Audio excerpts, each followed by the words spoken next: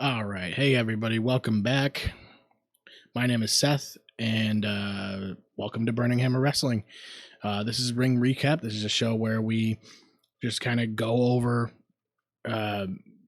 big events shortly after they happen because, sometimes we don't have time to cover everything on the shows because we do bi-weekly shows. So for me, it's 6:17 in the morning now, and I've been watching wrestling all night. So watched All In. If you haven't seen that video, it's on the channel. Go check that out. And if you haven't watched All In, go check that out as well. I definitely recommend it. It was a great show. So yeah, we're going to talk about Saturday night's main event. Obviously the big match is Goldberg and Gunther. And it was only, a 2-hour show, an hour and a half or something like that. So I was actually kind of happy to see that after I had watched 4+ hours of AEW. So, it was just a lot of wrestling to watch. But I got my notes here on all these matches. There's some good, some bad. But let's get into it. Drew McIntyre with Logan Paul versus Randy Orton with Jelly Roll. I mean, I can't even believe I'm saying that. First of all, the build for this I felt like it felt weird and rushed, I guess.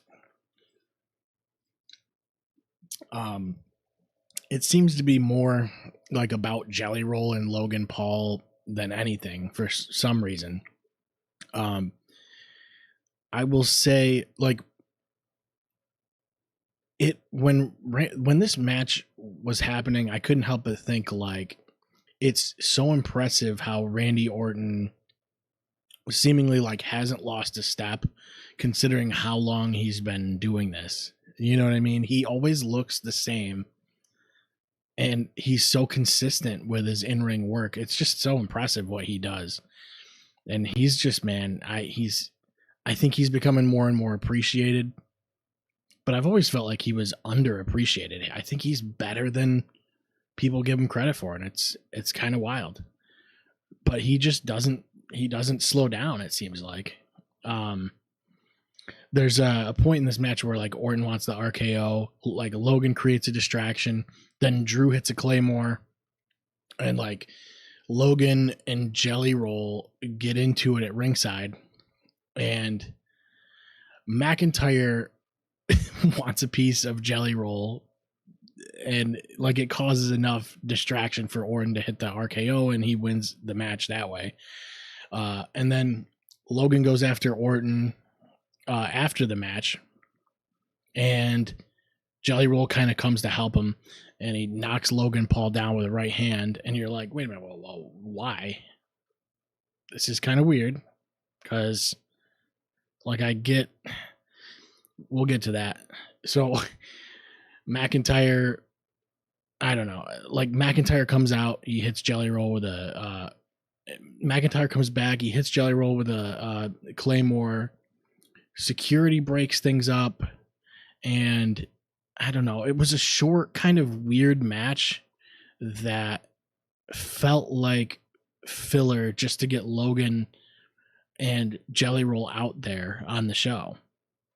And I didn't like it. I don't really love these kind of things with like when celebrities are so easy, when they are so easily able to dispose of a superstar who's been out there and made their name already.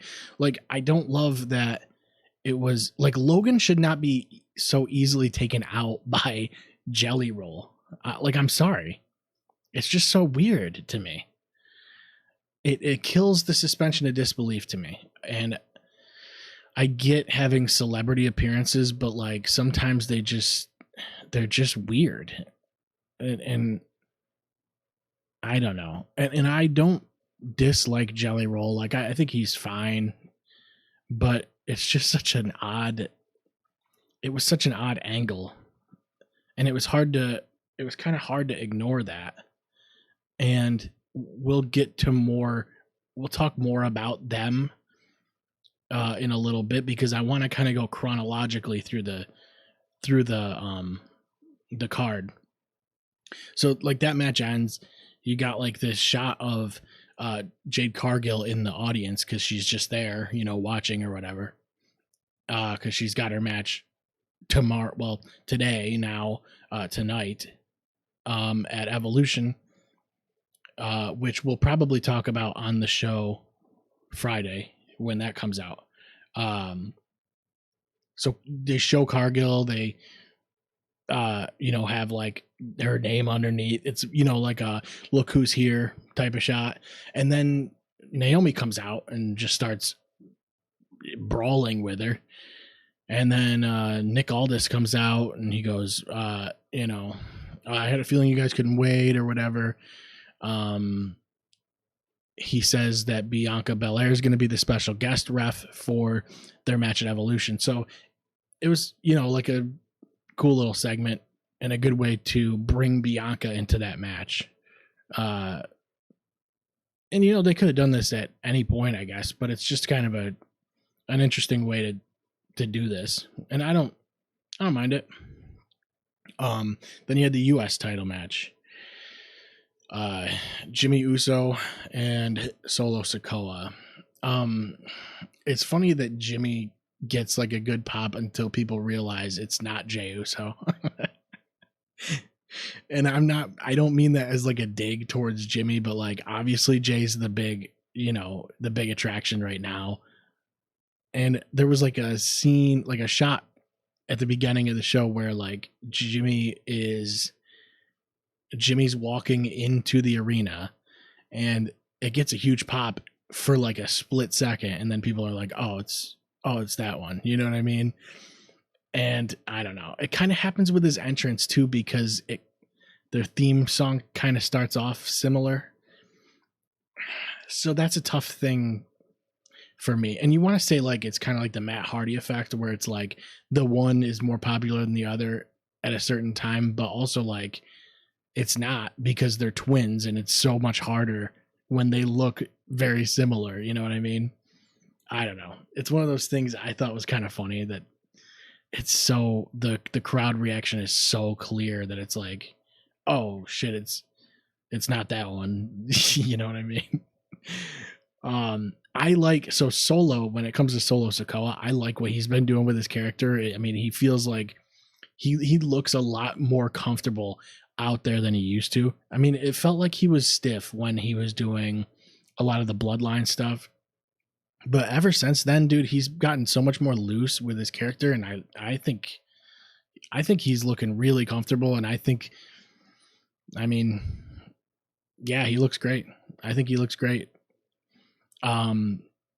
He has like his MFTs at ringside, so you know when you see that, just like with the Death Riders in AEW, it's like you have an idea of how the match is going to go when you have all these people with you at ringside, like with Rollins and you know, Bronson Reed and Braun Breaker.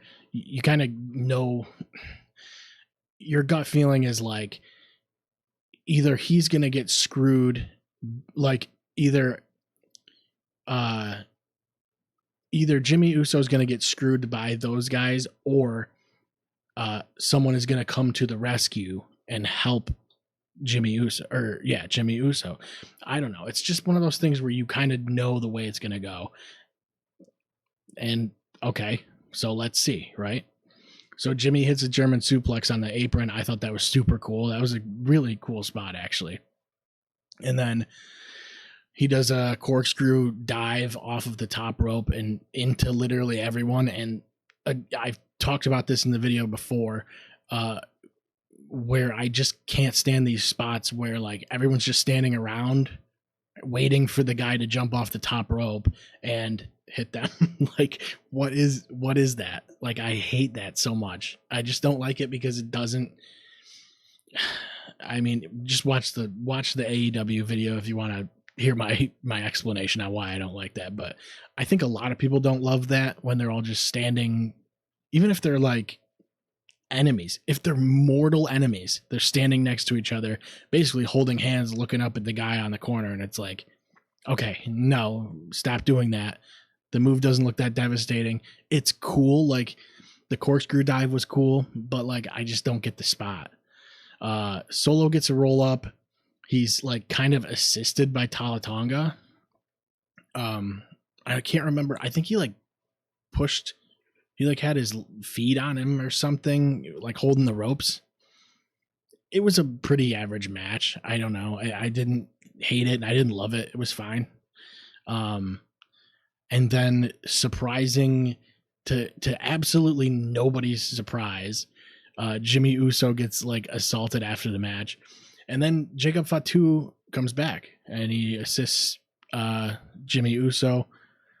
So that was cool to see. But that's like it. That was the match, you know. A little bit of good, a little bit of bad in that match. It was fine.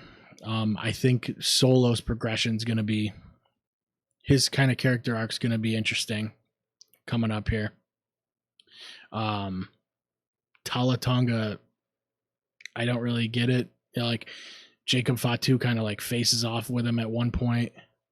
And he's just a tall guy. And I don't know if they, I don't know. It is what it is. It's just another way for Solo to have like henchmen. You know what I mean? So then it goes to, so we're going back to this Orton Jelly Roll thing, because the next segment is they have like a backstage interview. Well, it's like a backstage, just a segment of them talking, right? And Randy's basically telling him like, it's my bad. I shouldn't have had you out there. You know what I mean? Like I shouldn't have even put you in that position to get hit or whatever. You know what I mean? To take the Claymore. And Jelly Roll's like talking about how they're underestimating him. And then all of a sudden Randy is like, he's like feeling it. And he's like talking about how, okay, yeah, let's just do a tag match together at SummerSlam. It's like, wait a minute. Weren't you just like feeling bad that you brought him out there, and just because Jelly Roll says he's cool with it, now you're like, let's do a tag match? It's like, this all feels so, it's like, okay, cool, like celebrity things, like that's fine, but this one feels forced for some reason to me. And I don't usually criticize this kind of stuff. And if you watch the show, you know me. I don't usually criticize this kind of stuff. I go, okay, well, it's fun, you know, it's like a fun thing. And it kind of is, but I just feel like this one, for some reason, it just felt like they pushed it for no reason, and it didn't have a good enough explanation for why he's there, you know? I don't know. That's just the way I'm looking at it. Then you had LA Knight versus Seth freaking Rollins. I always enjoy when LA Knight's involved in like upper card stuff. Because we've talked about that on the podcast before many times. We think LA Knight deserves more. And Rollins is like my favorite active guy on the roster right now. So I always, you know, I just love anything he does. Yeah, there was a spot in this match where Rollins does like a senton and he kind of like lands awkwardly, and I think that's actually where the injury took place. But a lot of people thought it was the maneuver right after. So he does a senton and he tweaks his knee there, I'm pretty sure. Then he plants and does a backflip over LA Knight, who's prone, and then Rollins goes down. And he kind of crawls to the corner. And I didn't know if this was a work or not at first, but when I watched it back, I first thought it was him landing and planting right before he had gone to the ground. But then I went back further and I was like, oh, okay. It was the senton before that, because you can see his knee kind of buckle the wrong way, the same way it buckled when he had his last knee injury when he was kind of doing the powerbomb off the corner there. I forget who that match was with, but it's very similar to that, and that's not good because a re-injury like that it's not a good sign. So he sits down in the corner and he's talking with Paul Heyman, and again, at the time I couldn't tell it was a work because I was watching it in real time, and he's talking with the ref and Heyman, and medical, like a doctor comes out, and Rollins stands up to take the fit. I'm assuming at this point he's telling the doctor, like, it's not good. Like, I can finish the match. Like, let's just go home. And I'm assuming, LA Knight got the message. This was tough. I mean, I don't know. Anyway, LA Knight waits for him. I mean, Rollins is able to get up. He takes the BFT, and LA Knight gets the pinfall. I don't know. It was tough. And I hate seeing it. I really do, because if Rollins is out for any extended period, it's like, that's just not good for WWE, considering he's like, I mean, I would argue that's their main storyline right now. Their main attraction, that whole thing with Rollins, the briefcase, and Braun Breaker, Bronson Reed, Paul Heyman. That's going to be a tough loss if he's out for a while. And seeing it be, considering it's the same leg, yeah, that worries me. I don't like that. But we'll find out. We'll find out probably by the time the next podcast episode is out. So, Goldberg and Gunther. This is the main event. It's cool. I mean, look, I'm a Goldberg fan. I know people, have a lot of bad things to say about him. He's a stiff worker, unsafe, not good in the ring, got pushed for his physique, got pushed for his looks. But man, I was a 90s kid. I grew up watching WCW. I was 5, 6, 7 years old, and I loved Goldberg, dude. And it's just like, it's crazy seeing him walk out for the last time. And man, he looked better than I expected him to.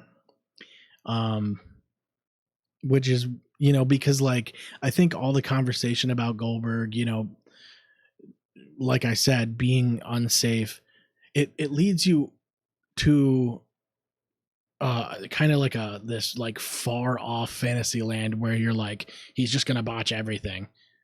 But that's not really the case. He isn't. And I mean, it's possible that he does, because he's older and we haven't seen him in a while, but he isn't gonna, he just isn't. Especially when it's a retirement match. I think he wanted to put on a decent match to walk out with. So Goldberg stands there, he's eating a few chops from Gunther, and he just kind of like smiles at him and laughs. And I thought that was cool. Like showing like a power contrast there, like a toughness contrast.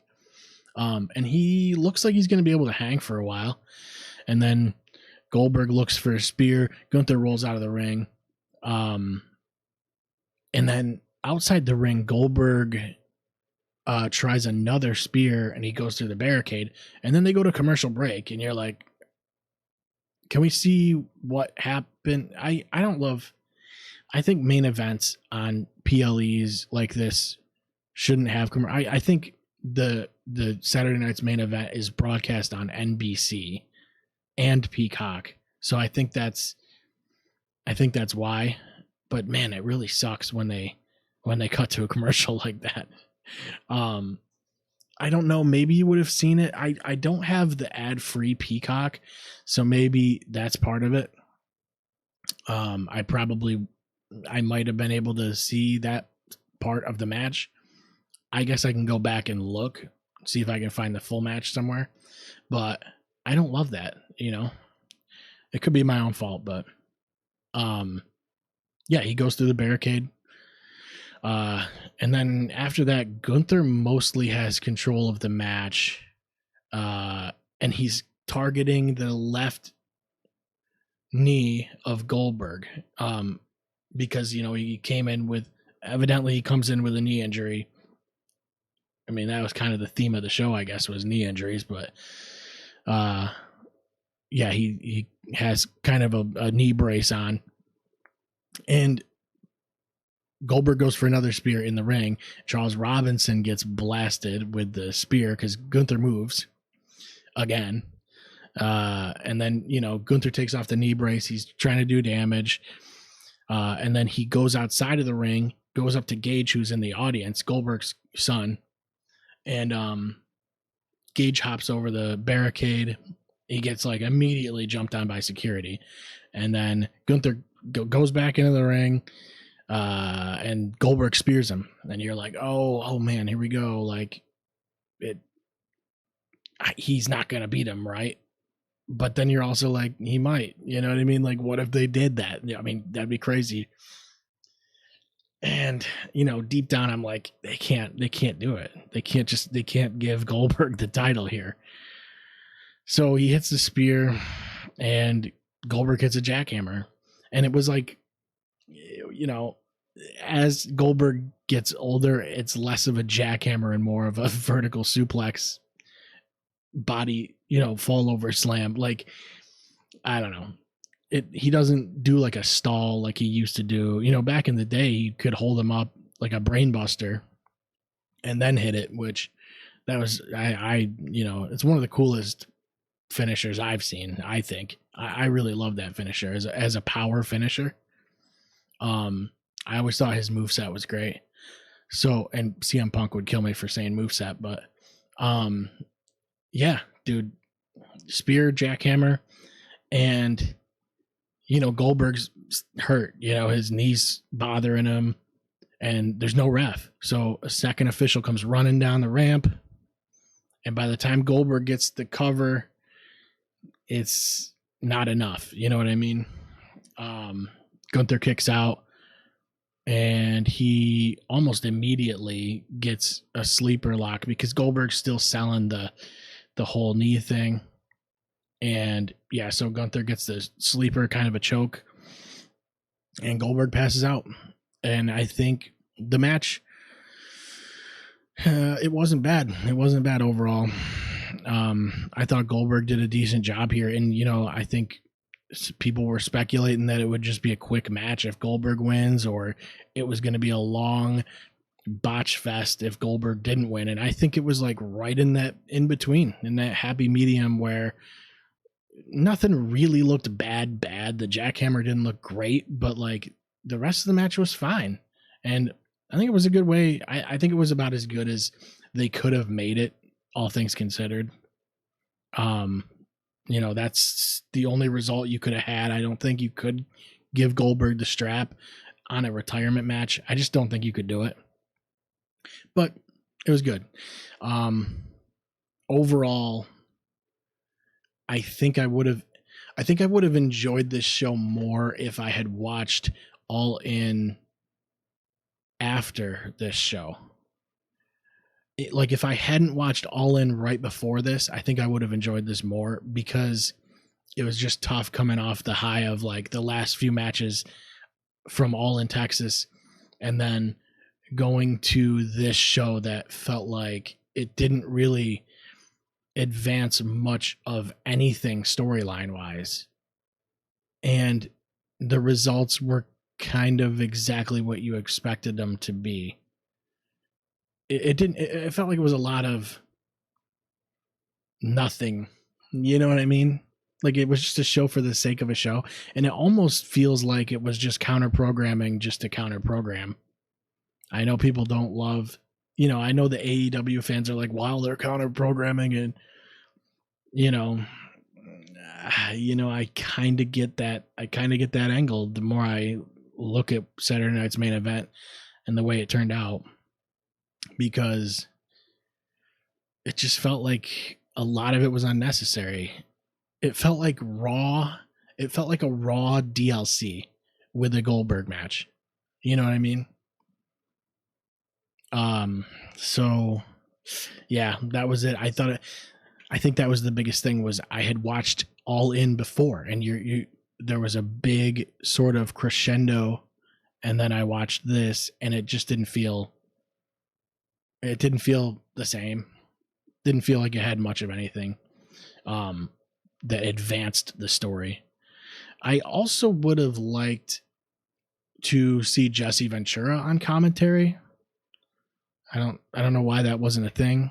He wasn't on commentary. He was like on the panel, like pre-show type thing, but there wasn't a lot of him, and I wish they'd show more of him with the Saturday Night Main Event on those shows, because I like Ventura. Yeah, like I said, man, it was like there was a lot of talk about the WWE counter programming against AEW, but the shows weren't even close, in my opinion. I thought AEW, I thought they blew them out of the water. Yeah, I just did. But yeah, I won't say Saturday Night's Main Event was terrible. It was just okay, but just okay isn't good enough when you're going up against AEW's biggest show of the year. You know what I mean? So, yeah, that's it. Yeah, check out the podcast, check out the website, and we'll see you guys when the new episode drops on Friday. Thank you.